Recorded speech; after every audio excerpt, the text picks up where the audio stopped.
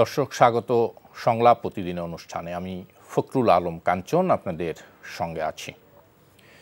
আমরা এই অনুষ্ঠানে সমসাময়িক রাজনৈতিক এবং অন্যান্য গুরুত্বপূর্ণ বিষয় নিয়ে আলোচনা করি।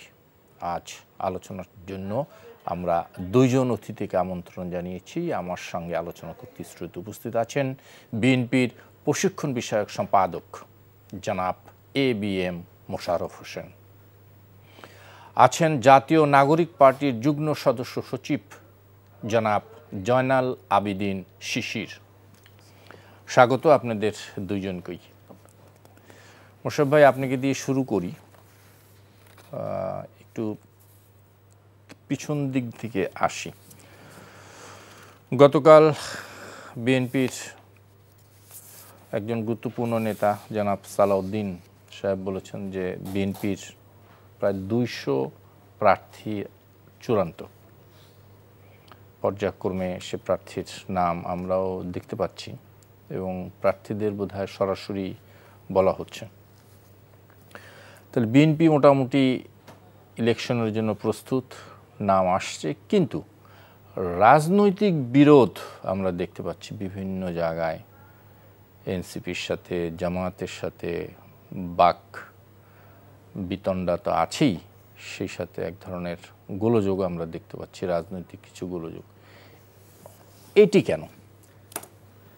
ধন্যবাদ কাঞ্চন ভাই, ধন্যবাদ আমার সহালোক শিশির। আপনি দেখবেন একটা রাজনৈতিক দলের যদি বক্তব্য, তার কর্মসূচি, আদর্শ যদি এক হয়ে যায় তাহলে তার নানা নামে দল হতো না। যেমন বাংলাদেশ জাতীয়তাবাদী দল, বাংলাদেশ নাগরিক পার্টি, তারপর জামাত ইসলাম, অর্থাৎ একটা দলের একটা আদর্শ থাকে, একটা ম্যানিফেস্টো থাকে, একটা দর্শন থাকে। যেমন আমরা কি নিয়ে রাজনীতি করি, বাংলাদেশ জাতীয়তাবাদী দল আমাদের মূল দর্শনটা হলো আমরা বহুদল গণতন্ত্রে বিশ্বাস করি এবং আমরা জাতির পরিচয়, যে আমরা বাংলাদেশী হিসেবে নিজেকে পরিচয় দিই, বাঙালি জাতীয়তাবাদী পরিচয়, বাংলা এটা সামগ্রিক পরিচয়, এইটা নিয়ে মূলত বিএনপি রাজনীতিটা। আর দেখবেন এনসিপি একটা রাজনীতি করে, জামাত ইসলাম বা অন্য দলগুলো সুতরাং একটা দলের রাজনীতির দর্শন, রাজনৈতিক কর্মসূচি, বিশ্বাস এক রকম থাকে। এখন জনগণের কাছে আপনি নানা পণ্য সাজিয়ে ধরবেন, জনগণ কোনটা গ্রহণ করে এটা জনগণের ব্যাপার। যার জন্য আমরা কি সবসময় বলে এসেছি, বিএনপি, আপনি যে বললেন যে বিএনপি আজকে নানা 52 সিটে তাদের প্রার্থীটা নির্ধারণ করছে অথবা চূড়ান্ত করছে। কারণ আপনার মনে আছে আওয়ামী লীগের আমলে যখন বাংলাদেশের নির্বাচনে চলে গেছিল, তখন তো আমরা একটা জিনিসের জন্য আন্দোলন করেছিলাম, যে একটি অবাধ, সুস্থ, নিরপেক্ষ নির্বাচন। অর্থাৎ নির্বাচনের প্রস্তুতি আমাদের সব সময় ছিল না, কিন্তু এখন এক ধরনের আশঙ্কা করা হচ্ছে যে বিএনপির যেভাবে চারিদিকে সমস্বরে একজোরে যেভাবে আছে, বলা হচ্ছে যে বিএনপি না আবার সব কিছু নিয়ে নেয়। না, এখন আপনি মনে করবেন আপনার এই যে আপনাকে ম্যান্ডেট দেওয়ার দায়িত্ব কার? ভোটারদের, আমাদের জনগণ, নাগরিকদের। এখন যা নাগরিকরা যদি কাউকে পছন্দ করে, কারো কর্মসূচি, যেমন আমরা এবার দেখেন বিএনপি ইতিমধ্যে ঐক্যমত কমিশনের আপনি 84টা সিদ্ধান্তের ব্যাপারে দেখেছেন আপনি, কারণ আপনার গণমাধ্যম আপনাদের আপ টু ডেট থাকতে হয়। আজকে দেখেন আমাদের সবচেয়ে আমাদের কাছে গৌরবান্বিত আমরা মনে করি এবং আমরা নিজেদেরকে গ্রেটফুল মনে করি এই কারণে যে আমাদের 31 দফার অনেক কিছু এই কিন্তু 84টা পয়েন্টে সন্নিবেশিত হয়েছে। অর্থাৎ আমরা যেটা চিন্তা করেছিলাম আজকে জাতীয় কিন্তু সেটাতে চিন্তা করে। তো এই ক্রেডিট গোস টু বিএনপিকে আপনি কি দেবেন না? যেমন আমরা যেগুলি বলেছিলাম, আপনি দেখেন যে একটা নির্বাচনকে অবাধ, সুস্থ করতে হলে জনগণ ভোট দেবে, এটা স্বাভাবিক। আপনি যে কথা বলে এই আশঙ্কা তো আছেই, কিন্তু আমরা বলেছি যে এই আশঙ্কাটাকে দূর করার জন্য আমরা কিন্তু পদ্ধতিগত কিছু পরিবর্তনের কথা আমরা বলেছি, সিস্টেমিক। যেমন আপনার যদি কেয়ারটেকারে গভর্নমেন্টে নির্বাচন হয় দলীয় সরকারের বাইরে গিয়ে, তাহলে কিন্তু একটা লেভেল ফিলিং ফিল্ড থাকে, শোন জনগণ তার ম্যান্ডেটটা দেওয়ার সুযোগ থাকে। এটা কিন্তু সিস্টেমেটিক চেঞ্জ, এটা কিন্তু নর্মাল বিষয় না। তারপর আমরা কি বলেছি যে প্রধানমন্ত্রীর মেয়াদ, আমরা মনে আছে গত সরকার আমলে, শেখ হাসিনার আমলে আপনার এখানে আওয়ামী লীগের নেতারা বলতো আজকে 4 বারের প্রধানমন্ত্রী, 5 বারের প্রধানমন্ত্রী, who's the next? Sheikh Hasina যদি চলে যায় বাংলাদেশ কে চালাবে? এই যে বিরাট একটা নেতার শূন্যতা, আজ কি বাংলাদেশ চলে না? আমি মনে করি শেখ হাসিনার থেকে অনেক সূচকে আমরা অনেক ভালো করেছি। এই যে আজকে আমি নির্বিঘ্নে আপনার এখানে এসে কথা বলতে পারছি, আওয়ামী লীগের আমলে আমি ফিরেছি, এই আমি গেট থেকে আমি অ্যারেস্ট হবো কিনা, আমি গুম হয়ে যাব কিনা, আমার নামে মিথ্যা গায়েবী মামলা দেওয়া, এই যে সিস্টেম, এইগুলি আমরা পরিবর্তনটা করতে চাই। নিশ্চয়ই আমি আসি আপনার কাছে, আরেকটু আপনার কাছে আবার আসবো, একটা বিষয় নিয়ে একটু শুনতে চাইবো, সেটা হচ্ছে জোটের রাজনীতি নিয়ে। জোটের রাজনীতিতে আমি একটু এনসিপির কাছে যাই। এনসিপির নেতা শিশির আমরা দেখতে পাচ্ছি যে যদিও মাঠের বক্তৃতায় এনসিপির নেতারা অন্য কথা বলছে, কিন্তু আমরা দেখতে পাচ্ছি যে জোটবদ্ধ হয়ে বিশেষ করে বিএনপির সাথে জোট হওয়ার কি কোনো সম্ভাবনা আছে? পত্রপত্রিকার নাম আসছে, বলা হচ্ছে এনসিপি 20টা আসন চেয়েছে, বিএনপি 4টা বা 6টা আসনের প্রস্তাব করেছে। এই আলোচনাগুলো একটু শুনতে চাই, আসলে কি? ধন্যবাদ কাঞ্চন ভাই, আপনাকে এবং এনটিভির দর্শক শ্রোতাকে এবং আমার সহ আলোচক মোশাররফ ভাইকে। প্রথমত হচ্ছে রাজনীতিতে জোট, ঐক্য এগুলো একটি মানে সাধারণ ঘটনা। এটা আমি মনে করি রাজনীতি করতে গেলে আপনাকে এটা সাথে থাকতে হবে। তবে এখন পর্যন্ত জাতীয় নাগরিক পার্টি এনসিপি কারো সাথে জোটে যাবে, কারোর সাথে বোর্ডে যাবে, আসন ভাগাভাগি বা এরকম কোনো সিদ্ধান্ত এখনো দলগতভাবে আমরা নেইনি। দলের কোনো ফোরামে এই সিদ্ধান্ত পাশ হয়নি এবং দল প্রাথমিকভাবে আলোচনা কি আছে। আমরা আজকেও আমাদের দলীয়ভাবে বলেছি আমরা কারোর সাথে এখন পর্যন্ত জোটে যাইনি, তবে আমাদের দরজা সবার জন্য আমরা উন্মুক্ত রেখেছি। আমরা জোটে যে কারোর সাথে যেতে পারি, সেটা হচ্ছে আমাদের যেটা মানে আপনার দর কষাকষি বলেন, আর যেটা হচ্ছে জনগণের প্রত্যাশা বলেন বা জনগণের চাহিদা বলেন, বা আমাদের যতটুকু আমরা ভালো মনে করবো রাষ্ট্রের জন্য, সেই জায়গায় চিন্তা করে হয়তো আমরা যে কেউ আমাদের সাথে জোটে আসলে আমরা হয়তো শেষ পর্যায়ে এসে ওয়েলকাম করব। কিন্তু এখন পর্যন্ত আমরা সক্রিয় থাকার পক্ষেই বেশিরভাগ দলের মধ্যে মত আছে। দলের একটা বিশাল অংশ মনে করতেছে যে আমরা বিএনপি জামাত কোনো জোটে না গিয়ে যদি আমরা এবারে ইলেকশনটা যদি এককভাবে করতে পারি, সবচেয়ে বেশি লাভবান হবে জাতি। হয়তো আমরা এবার যদি কোনো জোটগতভাবে গেলে আমাদের যে কোনো মানে আপনার এখন তো দুটার পোলারাইজেশন দেখা যাচ্ছে, তো এখানে যদি জোটগতভাবে গেলে হয়তো আমাদের পার্লামেন্টে আমাদের পার্টিসিপেশনটা বাড়বে। কিন্তু যদি আমরা এককভাবে ইলেকশন করতে পারি, আমাদের কাছে মনে হচ্ছে আমরা অ্যাজ এ পার্টি হিসেবে জনগণের কাছে অনেক বেশি যেতে পারবো এবং জনগণের রেসপন্সটা আমরা ধারণ করতে পারবো। সেটা কিভাবে হবে? এখনই আমরা দেখলাম, গতকালকে দেখলাম মহানগরীর সমন্বয় সভায় দেখলাম 2 থানার নেতাদের মধ্যে হাতাহাতি মারামারি, এবং পত্রিকায় নিউজ এসছে যে টাকার ভাগাভাগি নিয়ে এই গোলযোগের সূত্রপাত। হ্যাঁ, আপনি যেটা বলেছেন টাকাটা সত্য, হ্যাঁ, কিন্তু আমরা দলীয় তদন্ত করে দেখেছি তাদের ব্যবসায়িক ব্যক্তিগত এই আর্থিক লেনদেনের জন্য মূলত হচ্ছে এখানে হাতাহাতিটা হয়েছে। এটা রাজনৈতিক কোনো পদ পদবি বা কোনো রাজনৈতিক পূর্ব শত্রুতা এ ধরনের কোনো কিছুই হয়নি। এবং আমরা এটা যদি ওই প্লেসে না হয়ে অন্য কোথাও তাদের মানে এটা মিলমিশ করে নিতে খুব ভালো হতো। এটা তারা ওই জায়গাটাকে অনুপযুক্ত জায়গা ছিল তাদের জন্য এই ধরনের অকারেন্স করার জন্য, এবং আমরা মনে করি এটা কাজটা ওই প্লেসে ঠিক হয়নি, কিন্তু এটা কোনো দলীয় কোনো বিরোধ ছিল না। আর আপনি যে চেষ্টা বললেন যে আমাদের খুনাখুনি, আমি একটু আপনার বলি, তাহলে একটু রেশিও দিই।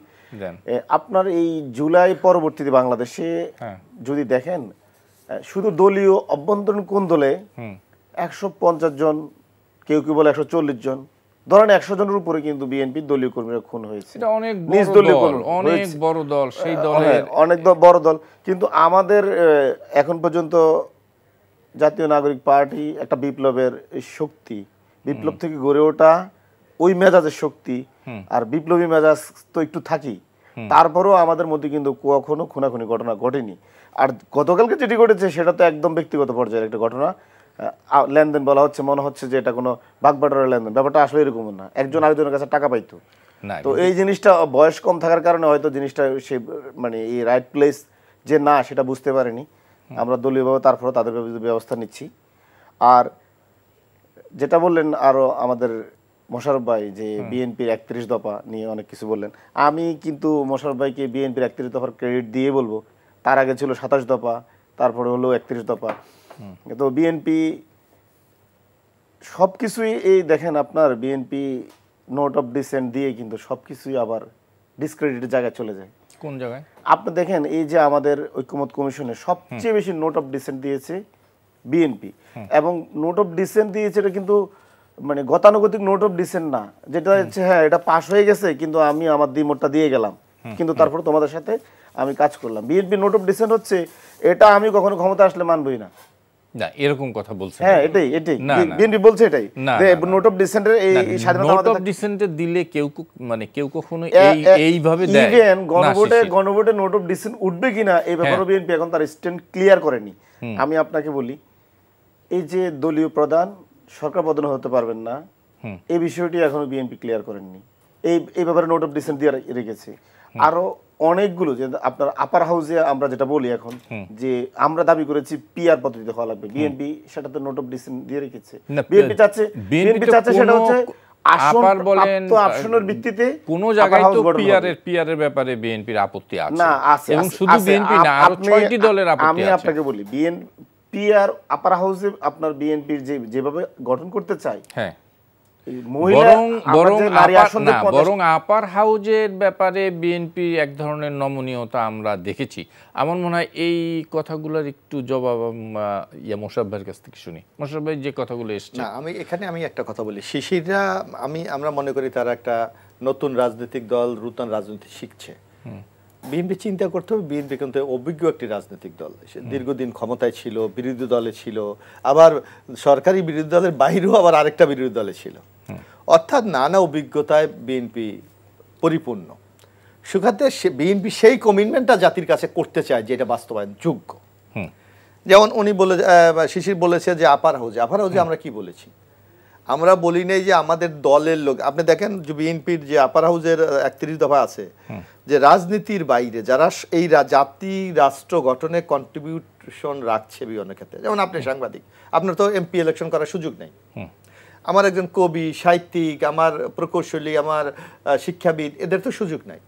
এই ধরনের সমাজে যারা এই রাষ্ট্র গঠনে যাদের একটা ভূমিকা আছে তাদের মধ্যে থেকে আপার হাউস হবে। তো সেখানে দলীয় লোক তো হচ্ছে না, কিন্তু চয়েসটা দল করছে। বিএনপির কথাটা হলো চয়েসটা আমরা করব কিভাবে, আমাদের লোয়ার হাউসে আমরা যে আসনটা পাবো তার ভিত্তিতে যে পোর্শনটা আমরা এখানে পাবো। যেমন কারণ বিএনপি যদি মনে করেন 200 আসন পেল, 200 আসনের রেশিওতে বিএনপি আপার হাউসে 100 ক্লিয়ার এটা দিতে চায়। বেসিক্যালি পিআর তো আসলে আছে, আমাদের সংসদও আছে, এখনো আছে, মহিলা আছে করছে। সুতরাং এইটা এখন এনসিবি এই জিনিসটা অনেক ক্ষেত্রে বোঝা। তারপর আপনি মনে করেন অনেক, আমরা যেমন এই যে বলেছে শিশির বলেছে যে দলীয় প্রধান এবং প্রধানমন্ত্রী, এখন আপনি প্রধানমন্ত্রী কখন হবেন, যখন আপনার দলটা সংখ্যাগরিষ্ঠ আসনে জয়লাভ করবে তখন তো আপনি প্রধানমন্ত্রী হবেন। তো এখন আপনাকে এই যে নির্বাচনে বিজয়ী করে আনা, তার জন্য তো আপনার একজন ক্যাপ্টেন লাগবে, আমার লিডার লাগবে। সেই লিডার কে? দলের প্রধান থাকবে, এবং বাংলাদেশে তো নির্বাচিত হওয়ার পরই হবে। না আমি একটু বলি, এখন বাংলাদেশের মতো জায়গায় আপনার দলের মধ্যে ঐক্য, সংহতি এবং দলের মধ্যে একটা বিভাজন রোধ করার কিছু ম্যান থাকে, পার্সোনালি থাকে, তাকে দিয়ে দলটা ঐক্যবদ্ধ। যদি একটা দল যদি ঐক্যবদ্ধ না থাকে তাহলে তো রাষ্ট্র পরিচালনা করবে কিভাবে? তার মধ্যে যদি বিভাজন হয়, তার মধ্যে কিন্তু দলের আমি একটু বলি, দলের প্রধান যদি মানে ক্ষমতায় না যান তাহলে সমস্যা কি? উনি আমি সমস্যা দল নিয়ে থাকুক উনি, না যেই দলটা একটা দলকে আপনার জনগণের রায় নিয়ে ক্ষমতা নিয়ে আসলো, তো তাকে আপনি কেন এই রিওয়ার্ডটা তাকে দেবেন না? বরং আমি এখানে বলি যে রিস্ক ফ্যাক্টরটা এখানে আছে, সেই ফ্যাক্টরটা কিন্তু এবার আমি জানি না আপনারা যারা গণমাধ্যমে আছেন অথবা আমরা যারা রাজনীতি আমরা অনুধাবন করি কিনা, এবার কিন্তু একটা জিনিস সেটেল যে আগামী দিনে সকল নির্বাচন কিন্তু তত্ত্বাবধায়ক সরকারের অধীনে হবে, এবং তত্ত্বাবধায়কের অর্থ কি আপনি যে কর্মকাণ্ডগুলো করেছেন সেটার একটা এক্সামিশন আপনার হবে। জনগণের যদি প্রত্যাশা আপনি পূরণ করেন থাকেন, জনগণ আপনাকে সমর্থন দেবেন, আর জনগণের প্রত্যাশা আপনি পূরণ না করতে পারলে জনগণ আপনাকে, এখানে ক্যাপ্টেন কিন্তু একটা ইম্পর্টেন্ট ফ্যাক্টর। সে যে ম্যানিফেস্টো নিয়ে, কমিটমেন্ট নিয়ে জনগণের ভোট নিয়ে এসেছে, সে যদি রাষ্ট্র ক্ষমতায় গিয়ে ওই কমিটমেন্ট যদি বাস্তবায়ন না করতে পারে, সে তার দল পরবর্তী সময় কিন্তু জনম্যান্ডেট পাবে না। সুতরাং আপনি এখানে রাষ্ট্রীয় ক্ষমতা দলকে বিজয়ী করার একটা বিষয় আছে। ভাই আমি এটা ক্লিয়ার, যিনি দলের নেতৃত্ব দিবেন তার সুযোগ্য নেতৃত্বেই দল যদি ক্ষমতায় যেতে পারে যাবে, কিন্তু তার ওই কর্মসূচি, কিন্তু তাকে আবার রাষ্ট্রের মূল দায়িত্বে বসতে হবে কেন? তার ওই কর্মসূচি আপনি, কারণ আপনি এই ভয় করছেন যে আপনি যদি রাষ্ট্রের ক্ষমতায় না বসেন তাহলে এমন কোন লোক আপনাদের নাই বা যার প্রতি এই বিশ্বাস আপনাদের নাই যে যাকে দিলে আপনার আপনার মানে কমান্ডার থাকবে না, সে আপনাদের হাত থেকে বেরোয় যাবে, এমন কি আছে কিনা? এখানে আমার মনে হয় আমাদের বোঝার ক্ষেত্রে একটু আন্ডারস্ট্যান্ডিং এর সমস্যা। যেমন আমি একটা কথা বলি, আমি তো ওয়াদা করেছি যে আমি কাঞ্চন ভাই আপনি যদি আমাকে এই শুতে আনেন আমি এই বিষয়ে আমি আপনাকে বলবো, এটা তো কমিটমেন্ট। আমি যদি এই মানে আপনার যেটা প্রত্যাশা ছিল ওই জায়গায় যদি আমি না যেতে পারি আপনি হতাশ হবেন, আপনার শোর মানটা কমে যাবে। ঠিক তেমনি আমি তো বলেছি আপনি যদি আমাকে ক্ষমতা দেন, আমি এবার কি কমিটমেন্ট করেছি, আপনি যদি আমাকে ক্ষমতা দেন আমি নারীদেরকে কার্ড দেব, ফ্যামিলি কার্ড দেব, আমার কমিটমেন্ট। আমি বলি আপনি যদি আমাদেরকে ভোট দেন আমি বিচার বিভাগটাকে আমি পৃথকীকরণ করব। এই লিডারশিপ দেওয়ার যে আমার এই কমিটমেন্টকে বাস্তবায়ন করার জন্য তো আমি লিডারশিপটা আমার দরকার। আপনি সেই লিডারশিপ যদি সরিয়ে যান, ওখান থেকে সরে যেতে বলে, তাহলে কমিটমেন্ট বাস্তবায়নের ক্ষেত্রে প্রতিবন্ধকতা তৈরি হতে পারে। না, লিডারশিপ সরবে কেন? কোথায় যাবে সে? সে তো লিডারশিপ তো থাকবেই। না, কেন? Prime minister is the parliamentary form of government, prime minister is important ব্যাপার। হ্যাঁ, তো এখন আমার তো বক্তব্য এখানেই যে আপনারা এই আশঙ্কা, এই ভীতিটা আপনাদের কাজ করছে কিনা। কারণ বলা হচ্ছে যে অতীতে আপনারা আপনাদের এই সমস্যা আমি একটু বলি, আমি অন্য জায়গার উদাহরণ না, আপনার দেশের উদাহরণ আমি দেই। আপনি মনে আছে যখন আওয়ামী লীগের নেতৃত্বে শেখ মুজিবুর রহমান ছিলেন, আওয়ামী লীগ কি বিভক্ত হয়েছিল? ৭৫ পর কয় ভাগ হয়েছিল আওয়ামী লীগ?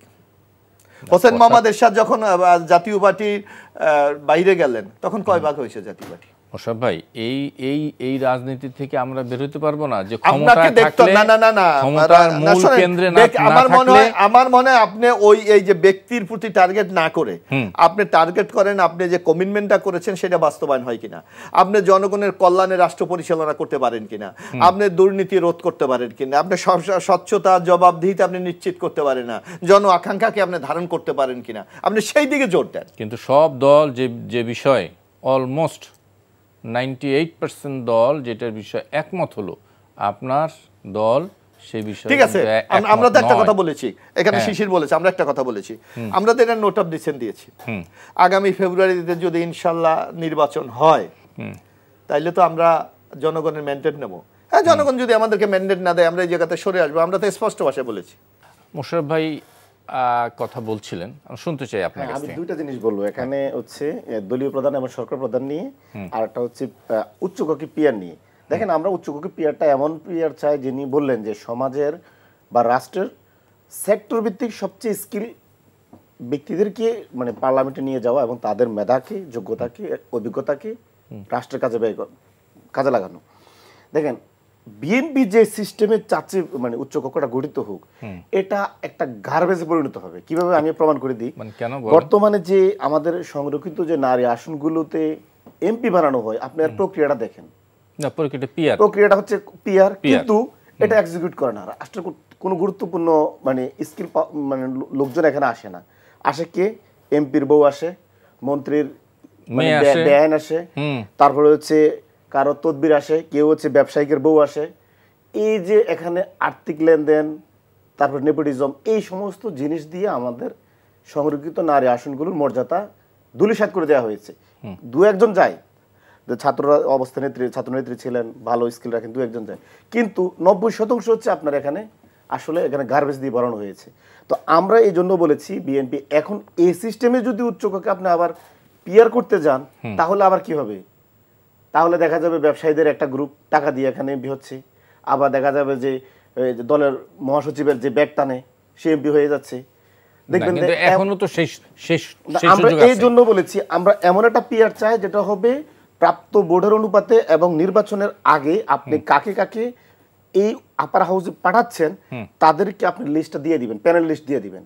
জনগণ দেখবে যে আপনার আপার হাউসে কারা যাচ্ছে এবং তাদের ব্যক্তিগত প্রোফাইল কি।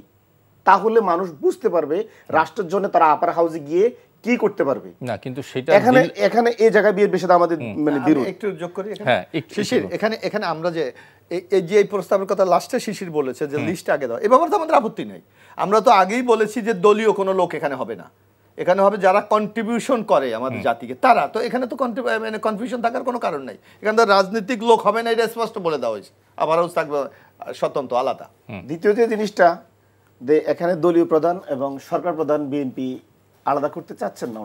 ওনারা কেন চাচ্ছেন না? যেখানে সারা পৃথিবীতে রব উঠছে যে ক্ষমতার ডিসেন্ট্রালাইজেশন, কিন্তু বিএনপি এখানে কি চাচ্ছে? আরো বেশি এক্সট্রিম সেন্ট্রালাইজেশন, এক কেন্দ্রিক করতে চাচ্ছে। তা এখন আমি বিএনপিকে বলতে চাইবো, ওনারা কি আসলে এরকম চিন্তা করেন কিনা, যেটা মুখে বলতেছেন না, যে বিএনপির জনাব তারেক রহমানের মানে যে বর্তমান যে নেতৃত্ব এবং কর্তৃত্ব দলের প্রতি আছেন, এর বিরুদ্ধে বিএনপির পক্ষে যাওয়া সম্ভব না। বিকল্প কোনো মানে নেতৃত্ব এখানে উঠে আসলে সেটা দলকে ক্ষতিগ্রস্ত করবে, বা বিএনপিকে পরিচালনা করার জন্য এরকম কোনো যোগ্য লোকের প্রয়োজন নাই, বা যদি এরকম কোনো যোগ্য লোক থাকে সেটা বিএনপি এখানে আনলে ওনার সাথে বিরোধ হবে। এই সমস্ত কোনো ইমাজিনেশন বিএনপির ব্যক্তিগতভাবে আছে কিনা আমার সন্দেহ হয়নি, যার কারণে ওনারা এটা আসলে আমি বিএনপির অনেকের সাথে কথা বলে দেখেছি, অফ দ্য রেকর্ড এক কথা, আবার হচ্ছে অফিসিয়ালি আরেক কথা। আমার কাছে মনে হচ্ছে যে বিএনপি এখানে কোনো একটা ফুবিয়াই মানে ব্যক্তিগত দলীয় কোনো ফুবিয়া আছে যেটা হচ্ছে বিএনপির, আমি বলতে পারি যে মানে আপনার তাদের অনিচ্ছা সত্ত্বেও কিছু কিছু নেতা মিডিয়ায় বলতে হচ্ছে। শিশিরের সাথে যোগ করব। আচ্ছা শিশির, আমি একটু বলি যে আজকে যে নাগরিক পার্টিটা, যে পার্টিটা একটা তারুণ্য নির্ভর একটা নতুন রাজনৈতিক কনসেপ্ট নিয়ে তো তারা আসতে চাচ্ছে। এখন নিশ্চয়ই নাগরিক পার্টি ডেমোক্রেসিতে বিশ্বাস করে। এখন একটা দলের মধ্যে আমার দলের মধ্যেও তো একটা ইন্টারনাল ডেমোক্রেসি বলে একটা কথা আছে, নাই? অবশ্যই আছে। আমি তো জানি, আমি পড়াই, এর নামে আছে, আমি আছি, আমি আপনাকে বলি, কিন্তু বাস্তবে একদমই নাই। আমি একটু কথা বলি, প্রশিক্ষণ দিয়ে আমি কাঞ্চন সাহেব, আমি একটু বলি আপনাকে, আমি শিখাই, আমি অন্যকে বাদ দেই, আমি একটা উদাহরণ দিই। এবার আপনি বাংলাদেশের বিভিন্ন জায়গায় বিএনপির সম্মেলনগুলি হয়, আপনি দেখেন। আগে আমরা সম্মেলনগুলো করতাম কি, রিয়েলিটি যে আমাদের মানে জটিলতা এড়াবার জন্য ধরেন আমার 20টা ইউনিট আছে, আমি সুপার ভাইব দিয়ে আমি সম্মেলন করতাম, ভোটে পাস করি 100 জন। এবার কি আপনি সম্মেলনগুলো দেখেছেন আমরা কতটুকু তৃণমূলে গণতন্ত্রায়ন করতেছি?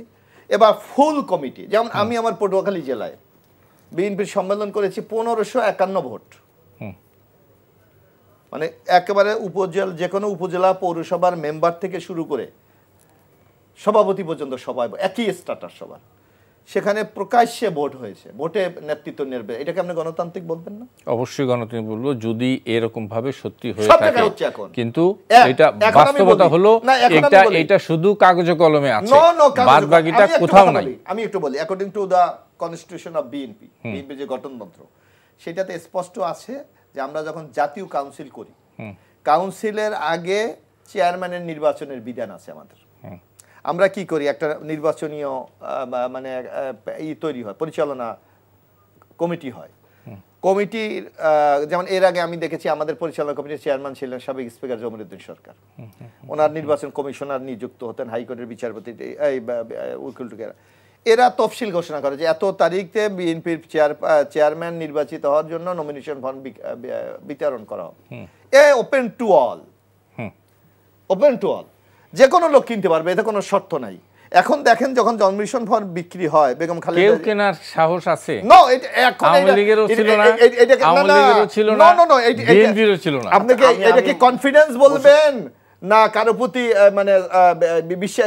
এইটা তো আমি মনে করি গণতন্ত্রের সবচেয়ে বড়, আমি যদি মনে করি গণতন্ত্রের সবচেয়ে বড়, নো নো এইটা গণতন্ত্রের সবচেয়ে বড় শক্তিশালী কম্পোনেন্ট। আপনার দলের একজনও আপনি কেনেন, হ্যাঁ আপনি কেনেন না, না আমি কিনলে তো হবে না, আমি তো ওপেন না। আমার বক্তব্য হলো যে এই চর্চাটা তো হচ্ছে না, আমি তো ওপেন করে দিচ্ছি। আমি 7 দিন 8 দিন আমি ফর্ম বিক্রি করছি। এখন আমার দেখা যাচ্ছে লাস্টে মানে যদি কোনো প্রার্থী না থাকে, যিনি প্রার্থী হবেন তাকেই তো আমরা নির্বাচিত ঘোষণা করব। এই কথা তো আমরা দেখেছি, এই প্র্যাকটিসগুলো গত 15 বছরে, আপনার দলের কথা বলছি না, আমরা ওই আওয়ামী লীগ দলে দেখেছি এরকমই হয়েছে। আবার ভোটের সময়, জাতীয় নির্বাচনের সময় আমরা দেখেছি 150 আসনে কোনো প্রার্থী পাওয়া যায় নাই। আমি মনে শিশির কিছু বলতে চাই, সব বলে ফেলতেছে শেষ পর্যন্ত। আপনি আমার সময় দিতে পারেন কিনা? মোশাররফ ভাই প্রচুর কথা, তবে আমার দুই একটি কথারই, সেটা হচ্ছে দেখেন, এই যে আমি বললাম যে আসলে প্র্যাকটিক্যালি বিএনপি চাচ্ছে জনাব তারেক রহমানের কোনো ক্ষমতা কর্তৃত্ব এখানে ক্ষুণ্ণ না হোক, বা জিয়া ফ্যামিলির এখানে যে প্রভাবটা আছে এটা কোনোভাবে ক্ষুণ্ণ না হোক। আমি আপনার একটা উদাহরণ দিই, ছাত্রদলের যে বর্তমান কমিটি, যে রাকিব এবং নাসিরের যে কমিটি, এই কমিটি দেখবেন বিএনপি প্যাড যেভাবে দেয় যে ছাত্রদলের মানে বর্তমান এই কমিটির সভাপতি হিসেবে রাকিব, সেক্রেটারি হিসেবে নাসিরউদ্দিনকে এই কর্মকর্তাদের নিয়োগ মানে মনোনীত করা হলো। আমাদের কর্মকর্তা শব্দটা প্রয়োগ করেছি। তো ওনারা প্রথম ভাষণটা দিয়েছে আমাদের সর্বোচ্চ প্রচেষ্টা থাকবে জিয়া ফ্যামিলির স্বার্থকে সংরক্ষণ করা। এগুলো কিন্তু আমি মিথ্যা বলতেছি না। না, কিন্তু মোশাররফ ভাই চাইলে কিন্তু আমার সাথে চ্যালেঞ্জ করতে পারে, আমি পুরো জায়গায় পারবো। এইটা কি ক্ষতি, মানে ক্ষতি কি? না, আমি ক্ষতি আমি ওই ক্ষতি বলছি না, আমি ক্ষতি বলছি না। জিয়া ফ্যামিলির স্বার্থ বা মোশাররফের ফ্যামিলির স্বার্থ সংরক্ষণ করা, কাঞ্চনের ফ্যামিলির স্বার্থ সংরক্ষণ করা, সবার ফ্যামিলির স্বার্থ সংরক্ষণ করা কোনো সমস্যা নাই। আমি বলছি পার্টি রাজনীতিতে একটা ডেমোক্রেসিতে আপনি স্পেসিফিক কোন একটা ফ্যামিলিকে একটা পার্টির সাথে অ্যালাইন করে এইটা সুপিরিয়র করে তুলতে পারেন না। এখানে মূলত হচ্ছে বিএনপি যেই কারণে দলীয় প্রধান এবং সরকার প্রধান এক চাচ্ছেন না, একটাই কারণ জনাব তারেক রহমান এখানে অসন্তুষ্ট হবেন এবং ওনার প্যারালালি বিকল্প নেতৃত্ব উঠে আসলে ওনার কর্তৃত্ব কমবে এবং দলে ওনার হাতছাড়া হয়ে যায় কিনা এটা ওনাদের একটা ভয়। এই ভয়টার কারণ হচ্ছে যখন দলের ডেমোক্রেসি দুর্বল হয় তখন কিন্তু এই ভয়গুলো আসে। আপনার যদি দলে বিকল্প লিডারশিপ তৈরি না করেন বা এই চিন্তা না করেন তাহলে আপনার এই ধরনের চিন্তা আসবে যে এখানে পার্টি প্রধান সরকার প্রধান হবে। এখানে আমি আপনাকে বলি পার্টি প্রধান সরকার প্রধান হলে ক্ষতি আছে। এর প্রমাণ কি? প্রমাণ হচ্ছে শেখ মুজিব, প্রমাণ হচ্ছে আপনার শেখ হাসিনা। শেখ হাসিনা বিগত যে 3টা ইলেকশন করেছে, যারা আওয়ামী লীগের প্রার্থীর বিরুদ্ধে দাঁড়িয়েছে তাদেরকে ডিজিএফআই এনএসআই দিয়ে বিভিন্ন বাহিনী দিয়ে এমন কোন নিপীড়ন সে করে না। এটা সে পার্টির প্রধান এবং রাষ্ট্রপ্রধান হওয়ার কারণে এই ক্ষমতা সে এক্সারসাইজ করতে পারছে। এই যে তার এই এক্সারসাইজ করাটা এর সুযোগটা কে দিয়েছে? দলীয় প্রধান এবং সরকার প্রধান হওয়ার কারণে। শেখ হাসিনা যদি আমি বলি খন্দকার মোস্তাকের ব্যালট পেপার হেলিকপ্টার দিয়ে কুমিল্লা দাউদকান্দি থেকে এনে ঢাকায় রেজাল্ট করেছে। কিভাবে সম্ভব হয়েছে? সে দলীয় প্রধান ছিল এবং সরকার প্রধান ছিল। এই জন্য আমরা বলেছি এই ধরনের ফেসিবাদ আবার কায়েম হতে পারে দলীয় প্রধান এবং সরকার প্রধান থাকলে। শেখ হাসিনাকে আপনি আমি ধরে নিলাম শেখ হাসিনা আওয়ামী লীগের সভানেত্রী না, শুধু সরকার প্রধান, তাহলে কি উনি এই সমস্ত কাজ করতে পারতেন না? তাহলে কিছুটা ছোট ফেরাউন থাকতো। এত বড় ফেরাউন মনে হয় কেমন করে? যুক্তি কি? হ্যাঁ, যুক্তি হচ্ছে সরকার প্রধান থাকলে তার কথা অমান্য করার আর সুযোগ আছে না? যুক্তি আছে। দেখেন ডক্টর মোদি ইউনূসের কোনো দল না থাকার কারণে বা দলীয় সাপোর্ট না থাকার কারণে উনি কিন্তু ফেসিট হওয়ার সম্ভাবনা অনেক কম। ওনার তো দল নাই, উনি তো দল করেই নাই। কিন্তু আওয়ামী লীগের কথা বলেন আর বিএনপির কথা বলেন, থাকবে না কেন? পার্লামেন্টারি ডেমোক্রেসিতে দলের মাধ্যমেই তো সরকার প্রতিষ্ঠা হবে। দল কেন থাকবে না? সরকার তো সবার জন্য হবে। সরকার তো দলীয় হওয়া উচিত। সরকার তো আমি নির্বাচনের পর আমি সরকার হব। নির্বাচনের পরে দলের পদ ছাড়ি দেন না, সমস্যা কি? একটা পদ তো পাইছেন। আমি একটু বলি, জনগণ আপনাকে দিচ্ছে। আপনি চাচ্ছেন একটা দলীয় পদ, অথচ জনগণ আপনাকে রাষ্ট্রীয় পদ। রাষ্ট্রীয় পদ পাওয়ার পরও আপনি সন্তুষ্ট না, দলীয় পদ আমি একটু বলি, ছেড়ে দেন না। শিশির, আমি একটু বলি, একটা রাজনৈতিক দলের কিছু আমি একে স্টার্টিং কিছু দর্শন থাকে। যেমন আজকে ডক্টর ইউনূসের প্রতি আমাদের কনফিডেন্সটা কেন তৈরি হয়েছে? ইউনূস আমাদের দেশের জন্য একটা বিরল সম্মান নিয়ে এসেছে, নোবেল পুরস্কার।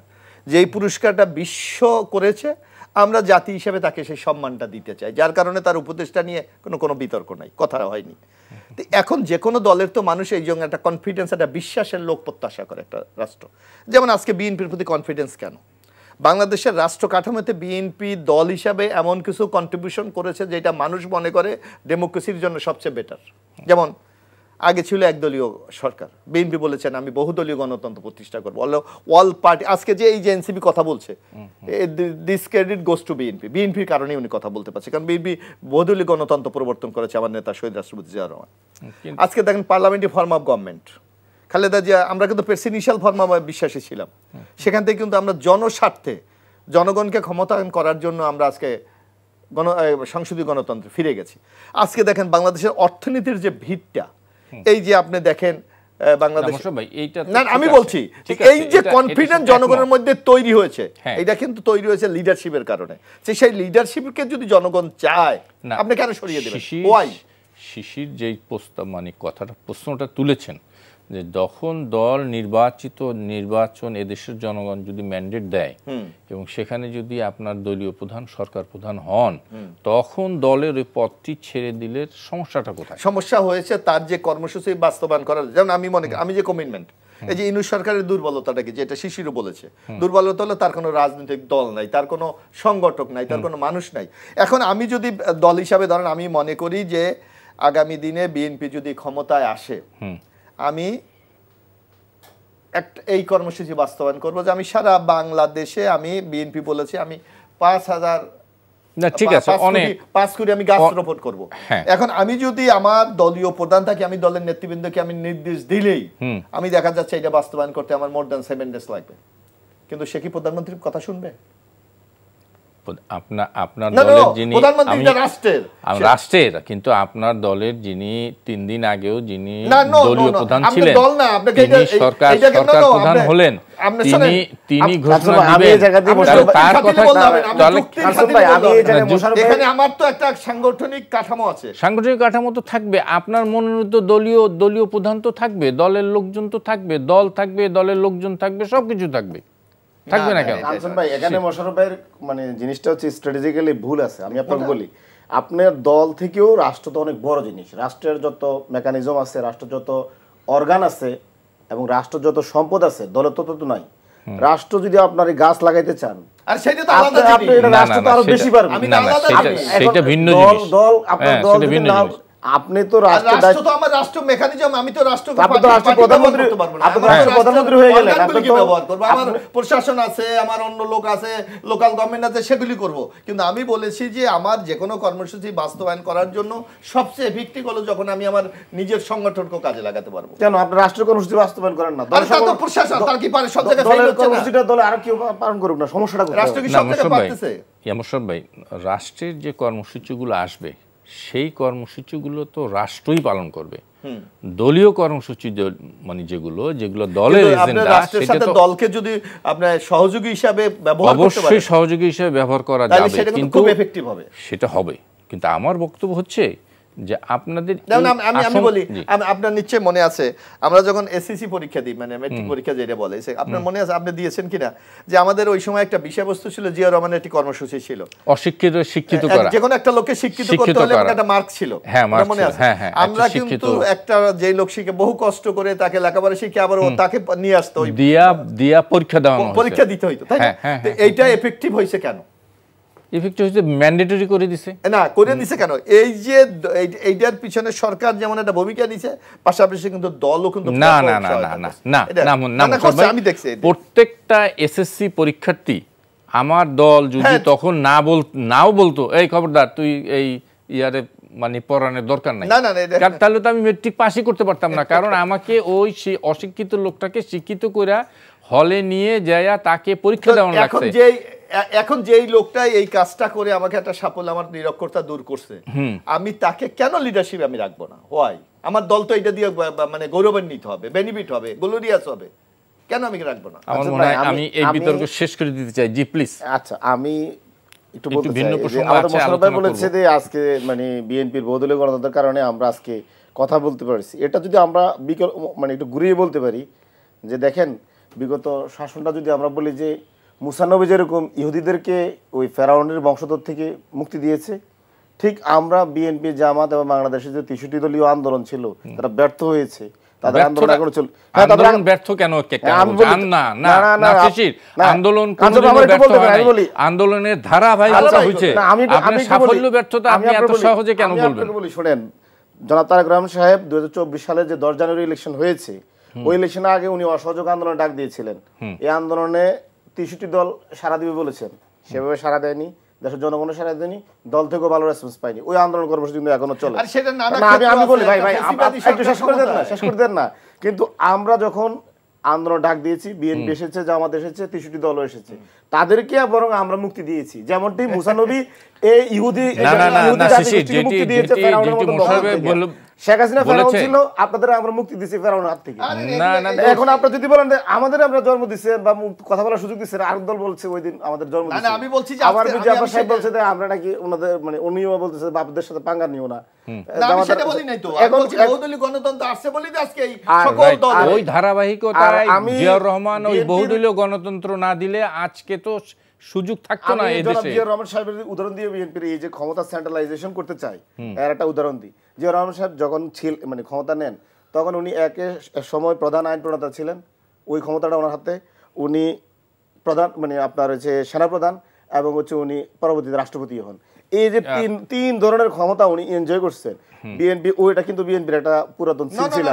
এখন বিএনপি যদি ক্ষমতা ডিসেন্ট্রালাইজেশন করতে না চায় তাহলে তো আসলে এটা তো হবে না। শিশির আমি একটু বলি ভাই, ক্ষমতা ডিসেন্ট্রালাইজেশন করতে হবে। শিশির আমি একটু বলি, তোমরা এই কিছু তোমার এই যে কিছু বক্তব্য এমন ভাবে দেওয়া হয়, ওই তৎকালীন সময় বাংলাদেশের রাষ্ট্রীয় কাঠামোটা কিটা ছিল এটা জানতে হবে। তখন দেশে সামরিক আইন চলছিল, সামরিক আইন চলার কারণে বাংলাদেশের সংবিধান স্থগিত ছিল, যার কারণে অনেক কিছু সাংবিধানিকভাবে চলে নাই, যার কারণে অনেক কিছু ওই সময় মেনটেন করার জন্য সামরিক আইন প্রধান আইন প্রশাসক এখন যদি প্রেসিডেন্ট পদত্যাগ করে ওখানে যাবে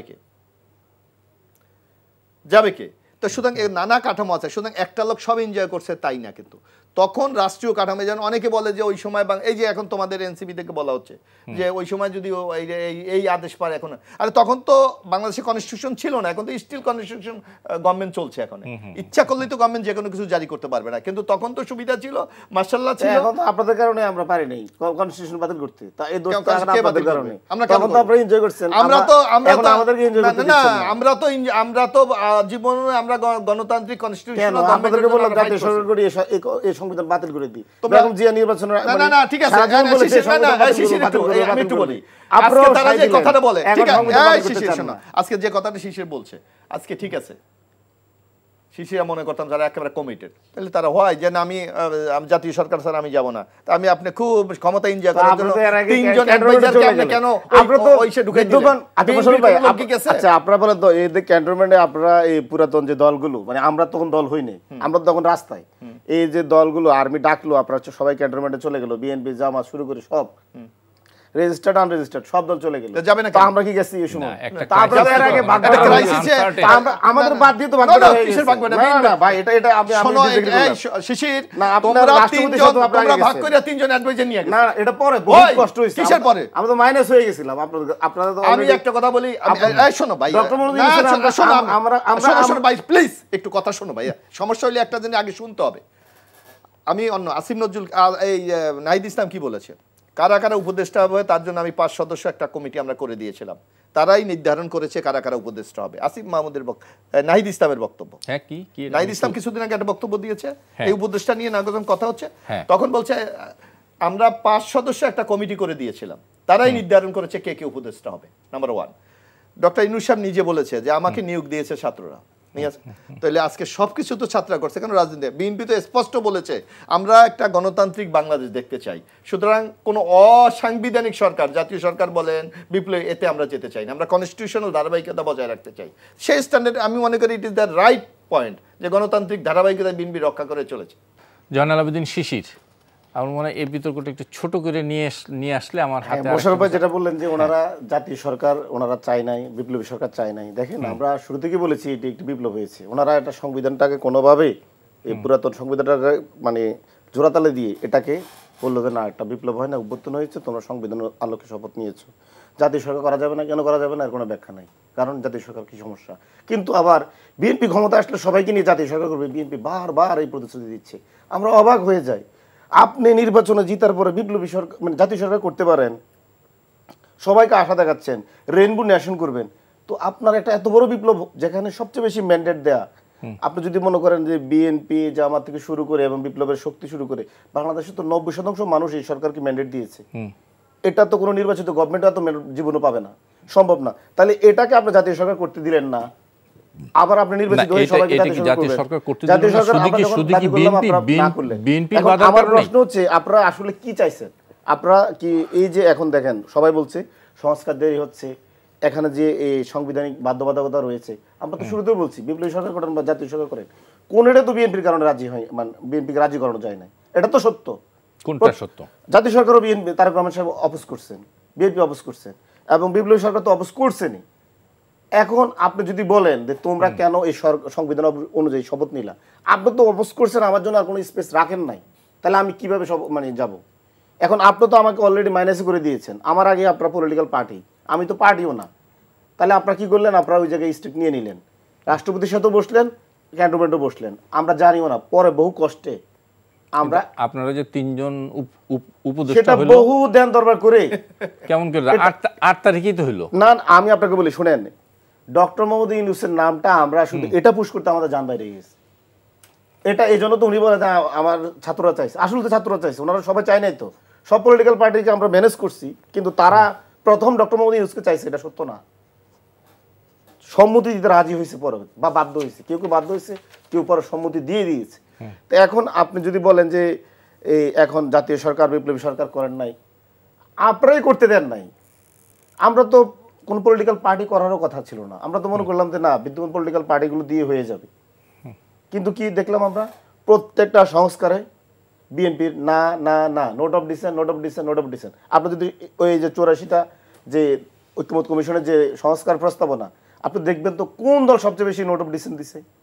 না, সেটা তো দিল, কিন্তু আপনারা তো এখন আমারে বলেন শেষ পর্যন্ত আপনারা তো স্বাক্ষরও করলেন না, আপনারা কিছু বাস্তবায়নে। এক্স্যাক্টলি এই জায়গায় আপনার একটু ব্যাখ্যা দরকার আপনাকে। আমি বলি, এই যে আপনার জুলাই সনদের আইনি ভিত্তি যদি না দেয়া হয় এবং এই সনদটা বাস্তবায়ন করবেন, এই যে অধ্যাদেশ দিবেন, এটা যদি আমাদেরকে স্পষ্ট না জানানো হয়, এর বাস্তবায়ন প্রক্রিয়া কি হবে? তাহলে অন্ধকার রেখে আমরা কি স্বাক্ষর করব? জুলাই ঘোষণা যে দেয়া হলো, ঘোষণাপত্র আমাদের দেখালো একরকম, ঘোষণাপত্র ঘোষণার পর দেখি আরেক রকম। কি অবাক কাণ্ড! ডক্টর মোহাম্মদ ইউনূসের মতন একটা প্রশাসনিক কাজ করতে পারলো আমাদের সাথে। এখন যে আপনার এই অধ্যাদেশ দিবে, অধ্যাদেশ আমাদেরকে দেখাতে চাচ্ছে, আজকে বললাম যে দেখানোর জন্য, দেখাতে ওনারাও পারো। এখন আপনাদের স্বাক্ষর করবেন, আমরা তো একবার প্রতারিত হয়েছি সরকার দ্বারা, এবং এই পলিটিক্যাল পার্টিগুলো চাপে, ওনারা পুরাতন, ওনারা প্রবীণ, ওনারা সবচেয়ে বৃহৎ, এই সমস্ত দাবি দেওয়ার কাছে আমাদেরকে বারবার প্রতারিত হতে হচ্ছে। তো এখন আপনি প্রথমত যে জাতীয় সরকার করতে দিলেন না, বিপ্লবী সরকার করতে দিলেন না, সংস্কার মানে প্রস্তাবে নোট অফ ডিসেন্ট দিয়ে রাখলেন, তারপরে এখন আপনি আমাকে কি মানে জুলাই সনদে কি রাখছেন, কিভাবে অধ্যাদেশটা বাস্তবায়ন করবেন এটাও দেখতে দিবেন না, আর আমার বলবেন যে তুমি সই দাও, সই দাও। তাহলে আমি এসব কাগজে সই দিয়ে আসলে আমি জনগণের কাছে কি জবাব দিব? আজকে যে আপনার জুলাই সনদের কথা বলা হচ্ছে, এই জুলাই সনদের জন্য তো আমরা জান প্রাণ দিয়েছি। বিএনপি তো 3 মাসের মধ্যে নির্বাচন দাবি করছে, আমরা তো বললাম যে না, শুধুমাত্র ক্ষমতা হস্তান্তরের জন্য, নির্বাচনের জন্য এই রাষ্ট্রের আমরা জীবন দিই নাই। ক্ষমতা অবশ্যই হস্তান্তর হবে, কিন্তু রাষ্ট্রের মৌলিক কাঠামো তো গলত রয়ে গেছে। এখানে স্ট্রাকচারাল ফেসিবাদ তৈরি হয় এই সাংবিধানিকভাবে, এখানে এই রাষ্ট্রের মৌলিক পরিবর্তন দরকার, যার জন্য একটি গণপরিষদ দরকার, নতুন সংবিধান দরকার। আমাদের একটি নতুন সংবিধান লাগবে। আমরা মুজিববাদী ইন্দিরা গান্ধী, ইন্দিরা যে 72 সংবিধান, এই সংবিধান থাকতে চাই না। আমরা তো সবার জন্য চাইছি, তাহলে প্রত্যেকটা কাজে কারা বাধা দিল? আবার দোষ তো আবার ছাত্ররা দিল, ছাত্ররা তো নিয়োগ দিচ্ছে সরকার কি? তো ছাত্ররা সব নিয়োগ দিল, ছাত্ররা জাতীয় সরকারটা করতে পারলো না কেন? ছাত্ররা তো এত কিছু পারে, বিপ্লবী সরকার কারা করতে দেয় নাই? ছাত্ররাই সরকার করছে, তো এইটা করতে পারলো না ছাত্ররা। মানে ছাত্রদেরকে আপনি জাতীয় সরকার করতে দিলেন না, আবার বলেন যে না তোমরাই তো সব করছো। আপনি এখানে একটা কথা আপনার আছে যে আজকে বিএনপি আজকে কিন্তু আচ্ছা আমি একটু যদি আজকে কিন্তু এই এনসিপি ঐক্যমত কমিশনের সাথে দেখা করেছে এবং সেখানে গিয়ে আক্তার হোসেন সদস্য মানে এনসিপির সদস্য সচিব বলেছেন, ঐক্যমত কমিশনের বৈঠক শেষে বলেছেন একদল জুলাই সনদ বাস্তবায়ন ভণ্ডুল করার চেষ্টা করছে, আরেক দল স্বাক্ষর প্রত্যাহারের সুযোগ খুঁজছে। মানে বিএনপি যদি ধরেই নেই যে নাম উল্লেখ করে নাই, কিন্তু বিএনপি এবং জামাত উভয়কে আমি একটা কথা কিন্তু বলি, তারা কাঠগড়ায় দাঁড় করিয়েছে। এখানে শিশিরে একটা কথা প্রায় বলে যে বিএনপি অনেক কিছু কথা। একটা জিনিস লক্ষ্য করতে হবে যে বিএনপির রাজনৈতিক দলটার রাজনৈতিক বয়স হলো 46 বছর। দেশের প্রতি একটা তাদের দায়বদ্ধতা আছে। উনি বলেছেন যে যখন 5 তারিখ হওয়ার পর কেন রাজনৈতিক দলগুলি সেনাবাহিনী, তখন যেই দেশের পরিস্থিতি ছিল, যেভাবে ছাত্রদেরকে হত্যা করা হচ্ছে, বিভিন্ন জায়গায় জ্বালিয়ে দেওয়া হচ্ছে, পোড়া দেওয়া হচ্ছে, তখন একটা দায়িত্বশীল রাজনৈতিক দল হিসেবে বিএনপির কি ভূমিকা ছিল? দেশে একটা স্থিতিশীলতা ফিরিয়ে নিয়ে আসার জন্য। বরং বিএনপিকে তো এই বাহাবাদা দেওয়া উচিত। যদি যেই পরিস্থিতি তৈরি হয়েছিল, যদি ওই দিন মাশাআল্লাহ জারি হয়ে যেত, আজকে সাংবিধানিক কাঠামো কোথায় গিয়ে দাঁড়াতো? বিএনপি কিন্তু সেই জিনিসটা রোধ করেছে। বিএনপি বলেছে আমরা দীর্ঘ 17 বছর আন্দোলন সংগ্রাম করেছি এটা গণতান্ত্রিক রূপান্তরের জন্য, সুতরাং গণতন্ত্রের বাইরে আমরা কোনো কাঠামোতে আমরা যেতে চাই না। কিন্তু সেটা কি ক্যান্টনমেন্টে গিয়ে এই মাশাআল্লাহ রোধ করতে হবে? না না, আমি বলছি এই যদি রাজনৈতিক দলগুলি সাপোর্ট যদি তখন না দিত, এবং আপনি দেখেন বাংলাদেশের লোকের সেন্টিমেন্ট তখন কি ছিল, মাশাআল্লাহ হলো কিন্তু মানুষ অভিনন্দন জানাতো, কারণ মানুষ শেখ হাসিনার এই শাসন থেকে, শেখ হাসিনার রিজন থেকে উত্তরণ চেয়েছিল না। বরং আমি মনে করি বিএনপি কিন্তু ক্রেডিট দেওয়া উচিত, বিএনপি যেটা গণতান্ত্রিক প্রক্রিয়া এখনো অব্যাহত রেখেছে। আজকে আপনি গণতন্ত্রের কথা বলতে পারেন, সংস্কারের কথা বলতে পারেন, আগামী দিনে একটি গণতান্ত্রিক রূপান্তরের স্বপ্ন দেখতে পারেন। কিন্তু শিশির যে অভিযোগগুলো করলো, না আমি কি অভিযোগ, আমি বলছি এক জাতীয় সরকার, না আমি আপনার সাংবিধানিক কাঠামোর মধ্যে থাকলে জাতীয় সরকার আজকে তো অন্যরকম দেশে এইভাবে হতে পারে। আজকে এখনো তো আপনি গণতান্ত্রিক কাঠামো আপনি এখানে কথা বলতে পারি। যদি এখন দেশে সামরিক শাসন থাকতো আমি আপনার কথা বলতে পারতাম, আমার মৌলিক অধিকার থাকতো না। সামরিক শাসনের কথা বাদ, সেটা বাদ না, বলবো ওই সিশনে যা ছিল বাংলাদেশের যদি সামরিক শাসন জারি হতো বাংলাদেশের মানুষ কিন্তু অভিনন্দন জানাতো, কারণ মানুষ শেখ হাসিনার এই দুঃশাসন থেকে মুক্তি চায়। আপনার নিশ্চয়ই মনে আছে না? সেটি ঠিক আছে, সেটার সাথে আমরা একমত। কিন্তু আমার বক্তব্য হলো যেটি শিশির বলল যে জাতীয় সরকার যদি হতো, আজকের ইউনূস সরকার আরো শক্তিশালী সরকার থাকতো। আরো 6 মাসের ইলেকশন দেওয়া সম্ভব। ইউনূস সরকার দুর্বল হয়েছে তার নিজের 6 মাসের মধ্যে। আমি একটু নিজের কারণটা কি, আজকে রাষ্ট্র পরিচালনার জন্য যে অভিজ্ঞ, যে প্রজ্ঞাবান, যে দূরদর্শী লিডারশিপ দরকার, তার টিমে ওই সদস্যদের সেটাই তো আমরা বলছি, নাই আমরা বলছি যে এটা হলো উনি যে চয়েসটা করেছে, এবং এর সাথে আজকে যেটা নাগরিক কমিটি এনসিবি ওইসব পরিবর্তন নয়, এরাও এই দায়িত্ব এড়াতে পারে না। কারণ নাহিদ ইসলামের বক্তব্যে স্পষ্ট ভাষায় বোঝা যায় যে তাদের পছন্দের তালিকায় উপদেষ্টা নিয়োগ হয়েছে, তারা কেন এই এনজিওগ্রাম উপদেষ্টা তৈরি করেছে? এই দায়িত্ব তো তাদের। এটা কি নাহিদ ইসলামের পছন্দের তালিকা থেকে তারা 5 সদস্য কমিটি করে দিয়েছে? আপনি পত্রিকায় নিউজটা দেখেন যে 5 সদস্য কমিটি এই সদস্যরা মিলে উপদেষ্টা পরিষদ নির্ধারণ করেছে। কি এটা সত্য? স্টেটমেন্ট দিয়ে বলেছেন। আপনার এই যে মোশাররফ যেটা বললো যে সেনা শাসন জারি হতে পারত, সবার আগে আসিফ মাহমুদ সজীব ভুইয়া টিসিতে বললো যে লাইভ করলো যে আমরা সেনা শাসন মানি না, কোনো সেনা শাসন হইতে দেওয়া হবে না। আমরা শুরু থেকে একটা ছিলাম যে একটা জাতীয় সরকার হোক অথবা বিপ্লবী সরকার হোক, সেনা শাসন তো মানে প্রশ্নই আসে না। উনি যে কথা বললেন এ কথা আসলে তেমন ভিত্তি নাই। ওনারাও তখন সেনা শাসন চায় না, আমরা তো চাই নাই। কিন্তু একটা জাতীয় সরকার যদি তখন আমরা করতে পারতাম, তাহলে এই যে সাংবিধানিক এত মানে হ্যাসেলগুলো আমাদের কোনো কিছু করা লাগতো না।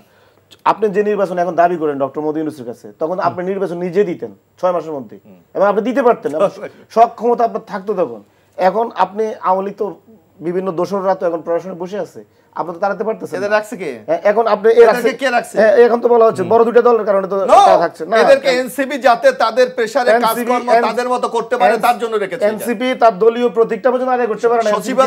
সচিবালয়ে কারা গিয়ে সচিবদের কাছে বসে থাকে, মন্ত্রণালয়ে কারা বসে থাকে, এগুলো তো পত্র পত্রিকা আসছে। আপনার আজকে প্রধান নির্বাচন কমিশন কার নিয়োগ দেয়া? কার দেওয়া? বিএনপি, ডক্টর ইউনূস সরকারের দেওয়া। এটা আজকে প্রধান বিচারপতি কার কোন পন্থী ছিলেন? উনি আইনজীবীদের রাজনীতি করতেন এক সময়। উনি তো বিএনপি নেতা ছিলেন। বিচারপতি কোনো কিছু। আজকে অ্যাটর্নি জেনারেল কে নিয়োগ দিয়েছে? অ্যাটর্নি জেনারেল বিএনপির মাননীয় সম্পাদক না? না, তাহলে এখন এনসিবি সব করছে।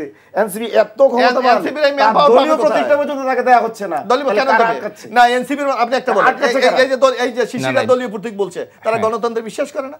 এনসিবি কি জানতো না নির্বাচন কমিশনের যে সংরক্ষিত মার্কা তালিকা প্রতীক সেখানে শাপলা নেই? তারা জানতো না? তারা যদি আমি এই জায়গাটা একটু বলি, গণতন্ত্র যদি বিশ্বাস করে, সাংবিধানিক কাঠামোকে বিশ্বাস করে যে এই মার্কা তালিকায় নাই, সেটা চেয়ে আজকে এই ধূম্রজাল কেন সৃষ্টি করে? ইসি নিজে বলেছে এনসিপি কে শাপলা প্রতীক দেওয়ার কোনো আইনগত বাধ্যবাধকতা নাই, সেটা মানে, কিন্তু তারা দিবে না। কেন দিবে না তার ব্যাখ্যা দিবে না।